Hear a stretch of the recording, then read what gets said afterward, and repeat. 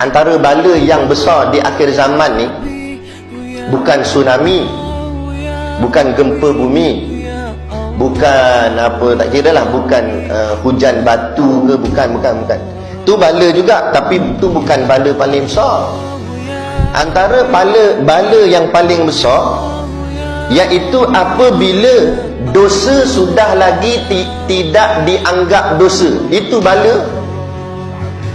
Bila zaman kita hari ini dosa sudah lagi tak nampak dosa, maka orang akan berleluasa dengan dosa. Inilah sebenarnya balik.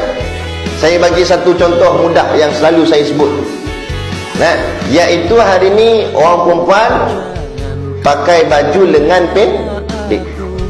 Ini aurat ni. Ini bukan barang-barang saja ni, ini aurat. Semua sepakat ulama, aurat perempuan itu ada hadisnya. Aurat perempuan itu boleh nampak wajah dan tapak tangannya saja, sampai kat pergelangan tangan ni saja had dia. Lain semua kena tutup, termasuk kaki kena pakai stokin. Tapi hari ini berlambak-lambak anak-anak muda perempuan Islam pergi kedai stigmat, kedai runcit dan sebagainya, pakai baju lengan pendek. Bukan singlet tu parah lagi. Ini tak pakai baju lengan pendek selamba. Kadang-kadang bukan anak orang lain, anak Tok Imam, anak Tok Bilal, anak Tok Syiah, anak ahli masjid, bukan orang lain. Ayah punya bukan main bagus pergi duduk di masjid ratib zikir, subhanallah zikir.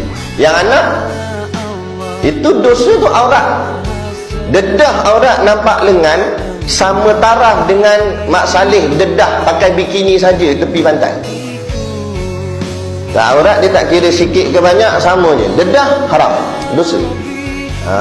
Dah berlambat-lambat. Sebab apa? Sebab hari ni dah jadi macam biasa. Tak ada apa-apa.